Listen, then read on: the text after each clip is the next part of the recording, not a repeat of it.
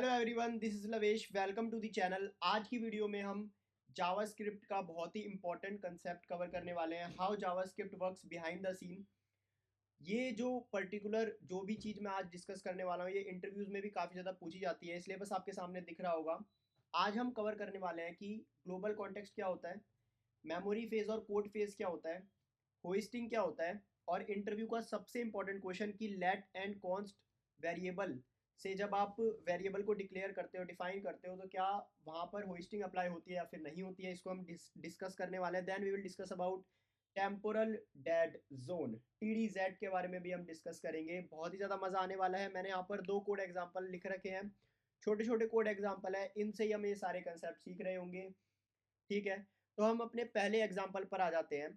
यहाँ पर मैंने कुछ नहीं कर रखा है, यहाँ पर मैंने एक वेरिएबल डिक्लेयर कर रखा है वेर एक्स इक्वल टू 10, और सबसे पहली लाइन में मैं यहाँ पर उसको क्या कर रहा हूँ, प्रिंट करवा रहा हूँ। तो इस वीडियो को आप पॉज कीजिए और इसका आउटपुट बताने की ट्राई कीजिए। अगर आप C++ से और जावा से हैं तो यहाँ पर हमारे पास एरर आ जाता है। एरर क्या आ जाता है कि भाई आप वेरिएबल को एक्सेस कर रहे हो बट आपने वेरिएबल को डिफाइन तो करा ही नहीं है। आप पहले एक्सेस कर रहे हो, बाद में आप डिफाइन कर रहे हो। अगर मैं सिंपली सबसे पहले वेरिएबल को एक्सेस करता और डिफाइन करता तो कुछ नहीं होता है। हमारा सिंपल यहाँ पर आउटपुट आ जाएगा, और वो आउटपुट आ जाएगा वैल्यू ऑफ एक्स इज 10।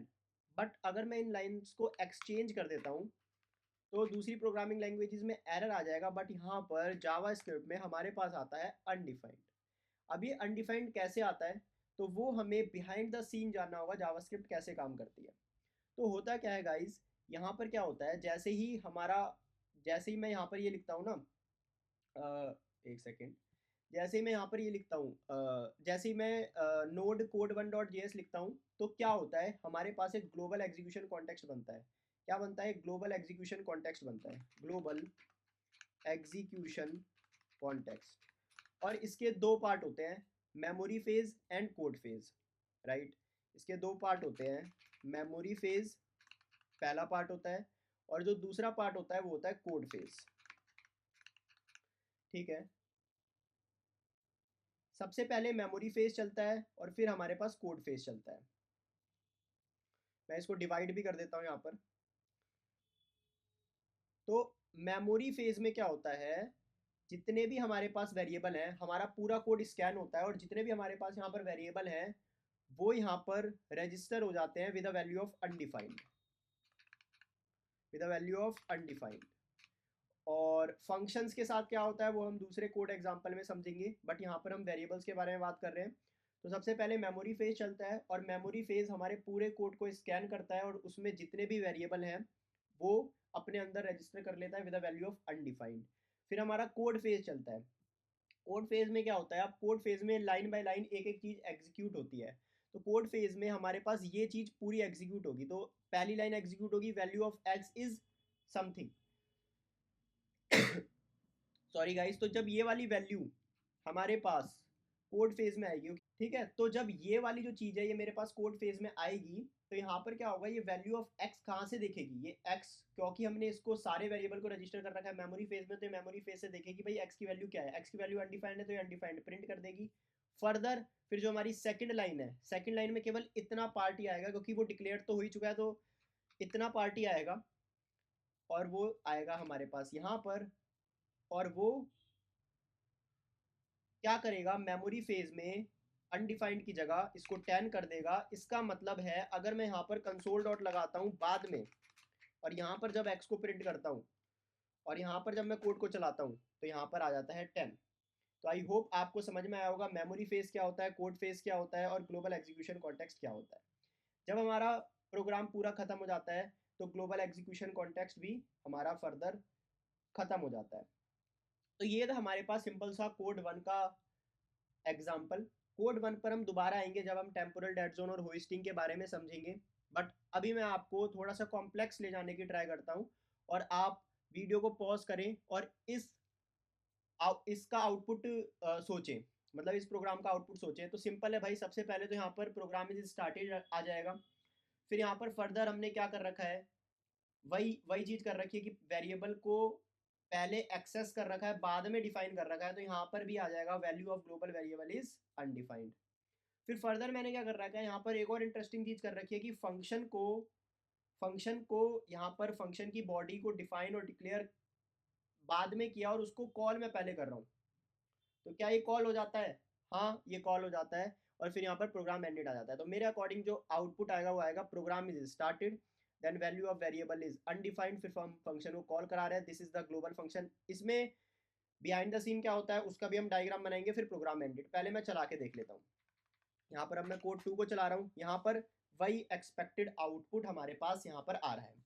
तो बिहाइंड द सीन क्या हो रहा होता है कि अब मैं यहाँ पर दोबारा से वही चीज़ कर लेता हूँ। वही हमारा क्या बन रहा होता है, आपको रिवाइज करवा देता हूँ। ग्लोबल कॉन्टेक्स्ट बन रहा होता है, ग्लोबल एग्जीक्यूशन कॉन्टेक्स्ट बन रहा होता है। वही भाई इसके कितने फेज होते हैं? 2 फेज होते हैं। पहला फेज होता है मेमोरी फेज, मेमोरी फेज जो कि हमारा फर्स्ट फेज होता है। यहाँ पर मैं लिख भी देता हूँ ताकि आपको याद रहे अच्छे से। फिर जो दूसरा फेज होता है हमारे पास वो होता है कोड फेज, जो कि हमारे पास सेकंड फेज रहता है, ठीक है। आई होप आपको चीज़ों को अच्छी तरीके से समझ में आ रहा होगा। इसको मैं फर्दर डिवाइड कर देता हूँ। मेमोरी फेज में क्या होता है, इतना तो मैंने आपको बता दिया था कि जो वेरिएबल है वो रजिस्टर होते हैं। तो यहाँ पर जो मैंने वेरिएबल बनाया है ग्लोबल वेरिएबल, वो यहाँ पर रजिस्टर हो जाएगा with the value of undefined. और यहाँ पर क्या होता है, फंक्शन भी रजिस्टर हो जाते हैं। तो यहाँ पर फंक्शन का नेम क्या है, ग्लोबल फंक्शन। बट जो फंक्शन रजिस्टर होते हैं ना, वो अनडिफाइंड की वैल्यू के साथ रजिस्टर नहीं होते, वो रजिस्टर होते हैं उनकी पूरी बॉडी के साथ। तो इसकी जो पूरी बॉडी है ये भी यहाँ पर रजिस्टर हो जाती है इसकी वैल्यू में, ठीक है। ये पूरी चीज़ यहाँ पर रजिस्टर हो जाती है कुछ इस प्रकार से, ठीक है। अब होगा क्या, मेमोरी फेज हमारा एग्जीक्यूट हो चुका है। जब सेकंड कोड फेज हमारा एग्जीक्यूट होगा तो प्रोग्राम इज स्टार्टेड प्रिंट हो जाएगा। वैल्यू ऑफ ग्लोबल वेरिएबल, जब ये ग्लोबल वेरिएबल की वैल्यू कहाँ से देखेगा, मेमोरी फेज से देखेगा जो कि अनडिफाइंड है। फिर ये ग्लोबल फंक्शन को कॉल करेगा, ये देखेगा क्या मेमोरी फेज में कोई ऐसा फंक्शन है जिसका नाम ग्लोबल फंक्शन है, बिल्कुल है। तो ये उसको एग्जीक्यूट कर देगा, देन प्रोग्राम एंडेड आ जाएगा। बट गाइज यहाँ पर एक और हमारे पास ट्रिकी पार्ट आता है कि होता क्या है कि जब मैं यहाँ पर ये फंक्शन को कॉल कर रहा हूँ, यहाँ पर मैं इस फंक्शन को कॉल कर रहा हूँ और जब ये वाली लाइन मेरे पास आती है कोड फेज में एक एक करके मेरे पास लाइन आ रही है। तो यहाँ पर जो जब मेरे पास ग्लोबल वेरिएबल आता है, इसको मैं थोड़ा सा और बड़ा कर देता हूँ, ठीक है, इसको हम यहाँ पे कर देते हैं। तो होता क्या है, कोड फेज के अंदर एक और बॉक्स बनता है, एक और कॉन्टेक्स्ट बनता है, ठीक है। मैं यहाँ पर लिख देता हूँ इधर, यहाँ पर एक और छोटा सा कॉन्टेक्स्ट बनता है और वो कॉन्टेक्स्ट होता है ग्लोबल फंक्शन का। क्योंकि हमने ग्लोबल फंक्शन को कॉल किया है तो ग्लोबल फंक्शन के अंदर भी बहुत सारे मल्टीपल फंक्शन हो सकते हैं, बहुत सारे मल्टीपल वेरिएबल हो सकते हैं, तो उसके भी 2 फेज हमारे चलने इंपॉर्टेंट है, इसलिए इसका अपना खुद का एक कॉन्टेक्स्ट होता है। फर्दर फिर यहाँ पर हमारे पास 2 फेज होंगे, एक मेमोरी फेज होगा और एक क्या होगा हमारे पास, कोड फेज होगा। और ये भी फर्दर आप चलेगा, पहले इसका मेमोरी फेज चलेगा, मेमोरी फेज में जितने भी वेरिएबल्स हैं और फंक्शन है इनसाइड ग्लोबल फंक्शन वो मेमोरी फेज में आएंगे। अभी हमारे पास ऐसा कोई भी वेरिएबल नहीं है, फंक्शन नहीं है ग्लोबल फंक्शन के अंदर, तो मेमोरी के फेज के अंदर कुछ भी नहीं आएगा। देन फर्दर कोड एग्जीक्यूट होगा और ये वाली लाइन कोड फेज के अंदर आएगी और this is the global function print हो जाएगा। ये जो पूरी चीज़ है, सॉरी गाइस, जो ये इतना पार्ट है, ये इतना पार्ट और ये सारा पार्ट अब ये हो जाएगा डिलीट, ये सारा पार्ट पॉप आउट हो जाएगा, ठीक है। और फिर हमारे पास ये कंसोल डॉट लॉग, ये वाली जो लाइन है ये कोड फेज में आएगी ऑफ ग्लोबल कॉन्टेक्स्ट। और फिर जब ये प्रोग्राम पूरा ख़त्म हो जाएगा तो ये भी पूरा ख़त्म हो जाएगा। आई होप आपको अच्छे से सारी चीज़ें समझ में आ रही होंगी, काफ़ी ज़्यादा अच्छे से चीज़ें समझ में आ रही होंगी। पर गाइज इसमें एक और बात है कि हम ना फंक्शंस को ना एज अ वेरिएबल भी रीड कर सकते हैं। मतलब कि हम क्या कर सकते हैं, वेरिएबल के अंदर भी फंक्शन डलवा सकते हैं। मतलब ये लाइन नंबर 7 को मैं ऐसे लिख सकता हूँ, वेर, इसका नाम है ग्लोबल फंक्शन, मैं इसको यहाँ से हटाकर मैं इसको कुछ इस प्रकार से लिख सकता हूँ। अब यहाँ पर क्या होगा, अगर मैं अब इसको चलाने की कोशिश करूँगा ना तो अब मेरा ये एरर देगा, क्योंकि ग्लोबल फंक्शन की जो वैल्यू है वो अनडिफाइंड रजिस्टर होगी इनसाइड मेमोरी फेज, क्योंकि ग्लोबल फंक्शन एक वेरिएबल है, वो एक अब फंक्शन नहीं रहा, ठीक है। तो यहाँ पर अगर मैं इसको चलाऊँ तो यहाँ पर ये एरर आ गया कि global function is not a function, कि वो फंक्शन ही नहीं है क्योंकि वो एक वेरिएबल की तरह ट्रीट हो रहा है और वहाँ पर अनडिफाइंड वैल्यू आ रही है। अगर मैं यहाँ पर ग्लोबल फंक्शन को प्रिंट कराऊंगा तो क्या प्रिंट होना चाहिए? अनडिफाइंड प्रिंट होना चाहिए। ठीक है गाइज, तो अगर मैं इसको प्रिंट करा रहा हूँ तो यहाँ पर देखो अनडिफाइंड प्रिंट हो रहा है। तो आई होप आपको अच्छी से समझ में आ गया होगा। अब यहाँ पर हम चलते हैं अपने अगले क्वेश्चन की तरफ। उसके लिए मैं code1.js में आ जाऊँगा कि मैंने यहाँ पर ना ये सारी चीज़ें करी। ठीक है, इसको मैं हटा देता हूँ। बट मैं आपको बता देता हूँ, क्या जो लेट है, अगर मैं यहाँ पर लेट कर देता हूँ तो यहाँ पर क्या होगा? यहाँ पर देखो क्या होगा। अच्छा, लेट में जाने से पहले मैं आपको एक और चीज़ बता देता हूँ कि जो हमने किया है ना उसी को हम होइस्टिंग कहते हैं। होइस्टिंग का मतलब ये होता है कि जितने भी वेरिएबल्स हमने डिक्लेयर करे हैं, जितने भी फंक्शंस हमने डिक्लेयर करे हैं, डिफाइन करे हैं, वो प्रोग्राम के टॉप पर आ जाए। और वो एक्चुअली में प्रोग्राम के टॉप पर नहीं आते हैं, क्योंकि एक्चुअली में क्या हो रहा है, मेमोरी फेज हमारा कॉल हो रहा होता है। तो यहाँ पर अगर मैं एक नई विंडो खोलूँ और यहाँ पर मैं डालूँ अबाउट होइस्टिंग इन जावास्क्रिप्ट, तो यहाँ पर आप देख सकते हो hoisting in JavaScript refers to behaviour where declaration of variable function classes and imports are move to the top of their scope. मतलब वो टॉप पर आते नहीं है, बट एज अ बिहेवियर वो ऐसा कर देते हैं कि वो टॉप पर आए, क्योंकि मेमोरी फेज हमारा पहले चल रहा होता है, फिर कोड फेज हमारा बाद में चल रहा होता है। तो यही हमारी बेसिक सी होइस्टिंग है। तो आप देख सकते हैं जब मैं वेर यूज़ कर रहा हूँ तो होइस्टिंग हमारे पास हो रही है, क्योंकि अनडिफाइंड प्रिंट हो रहा है। क्या अब इंटरव्यू में एक बहुत ही इंपॉर्टेंट क्वेश्चन पूछा जाता है, क्या अगर मैं यहाँ पर लेट और कॉन्स्ट यूज़ करूँ तो क्या होस्टिंग होगी? तो अगर मैं लेट यूज़ करूँगा तो यहाँ पर क्या हो रहा है, मेरे पास अनडिफाइंड प्रिंट हो रहा है, क्योंकि मैं कोड 2 चला रहा हूँ, मेरे को कोड 1 चलाना है गाइस यहाँ पर। तो यहाँ पर एरर आ रहा है कि can not access before initialization. अच्छा, अगर मैं अब यहाँ पर कॉन्स्ट यूज़ कर लेता हूँ तो भी एरर आ रहा है, बट अगर यहाँ पर मैं वेर यूज़ करता हूँ तो एरर नहीं आता है, तो यहाँ पर अनडिफाइंड प्रिंट हो जाता है। तो अगर अब मैं आपसे क्वेश्चन पूछूं क्या लेट और कॉन्स्ट में होस्टिंग होती है, वीडियो पॉज करो और कमेंट सेक्शन में जाकर बताना। तो आप सभी का आंसर होगा जी नहीं होती है, क्योंकि यहाँ पर एरर आ रहा है। बट मैं आपको करेक्ट करना चाहूँगा, लेट और कॉन्स्ट में होस्टिंग होती है। लेट और कॉन्स्ट में होस्टिंग होती है, बट उसमें क्या होता है, फिर आप कहोगे भाई एरर क्यों आया, जब मैंने यहाँ पर लेट लिखा और होस्टिंग हो रही है तो मेरे पास एरर क्यों आया? एरर इस वजह से आया क्योंकि लेट और कॉन्स्ट के केस में एक टेम्पोरल डेड जोन क्रिएट होता है। मैं लिख देता हूँ ये वाला पॉइंट, ये वाला पॉइंट बहुत इंपॉर्टेंट है। In case of let and const temporal dead zone TDZ is created. और TDZ क्या होता है? TDZ is the time period. TDZ क्या होता है? ये टाइम पीरियड होता है